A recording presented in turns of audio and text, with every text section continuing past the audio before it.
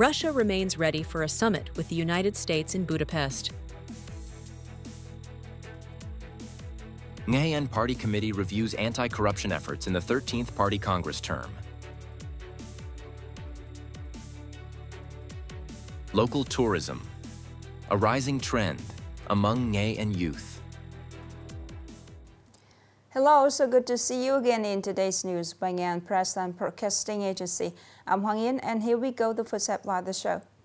Russian Foreign Minister Sergei Lavrov recently affirmed that Moscow remains ready for a Russia-US summit in Budapest, Hungary, with communication channels between the two sides still open.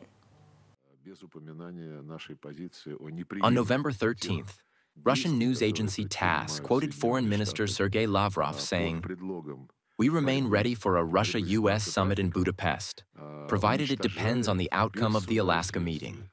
The date has not yet been agreed. Russia-US contacts are ongoing."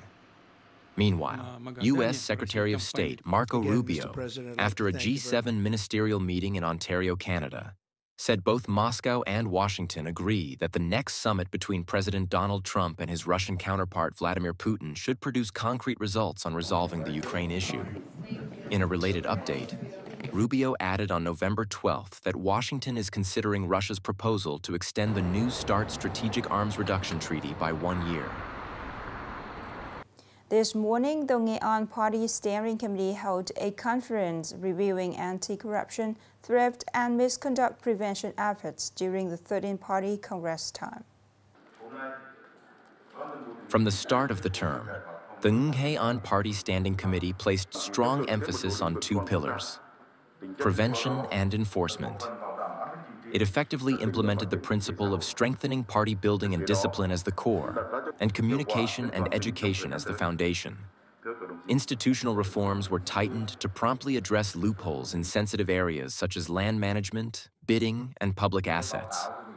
Preventive measures were carried out comprehensively, from administrative reform and digital transformation to reinforcing public discipline and accountability. During the term, party committees and inspection commissions at all levels disciplined 52 party organizations and more than 5,300 members. Asset recovery efforts were vigorously pursued, achieving substantial results.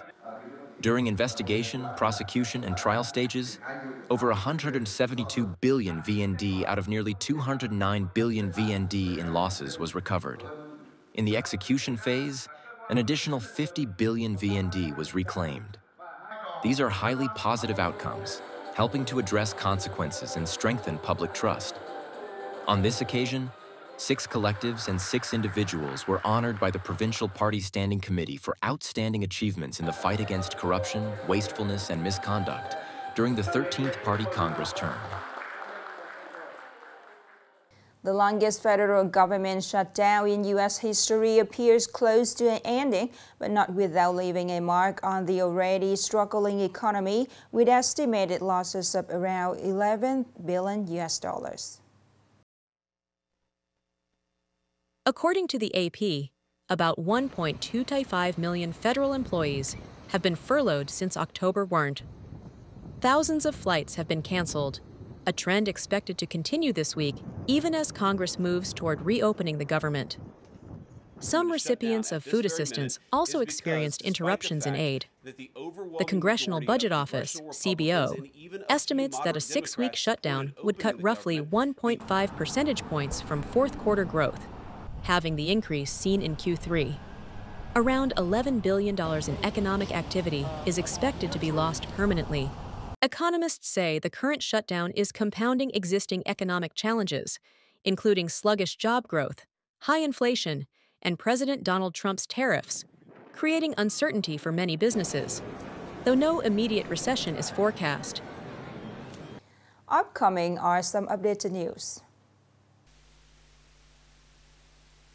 On the morning of November 13th, with over 90.5% of delegates in favor, Parliament approved the 2026 Socioeconomic Development Resolution. The Assembly set a GDP growth target of 10% or higher for next year, with per capita GDP projected at $5,400, $5,500, and inflation controlled at around 4.5%. These targets mark an increase from this year's estimated figures, with economic growth above 8% and per capita GDP around $5,000.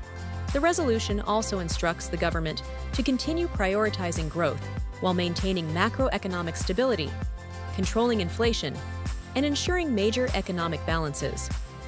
Monetary and fiscal policies will be managed flexibly with targeted and reasonable expansion.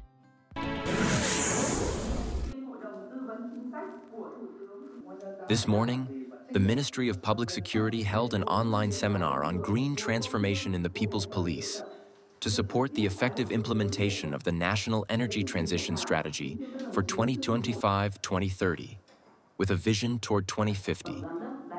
A key focus was incorporating green criteria into the design and construction of police headquarters, workplaces, and barracks, aiming for efficient resource use, emission reduction, and environmental friendliness.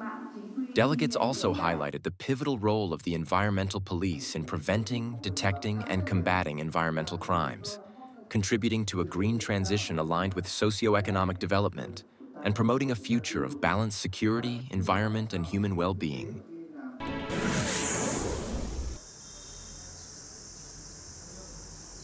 On the morning of November 13th, during discussions on the amended Public Officials Law, some lawmakers proposed that officials who lose their jobs due to organizational restructuring receive a one-time severance of at least 12 months' salary and be given priority for placement within the public system or transitional sectors.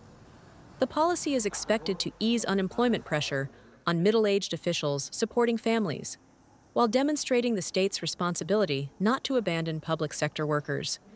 Parliament is scheduled to vote on the bill on December 10th.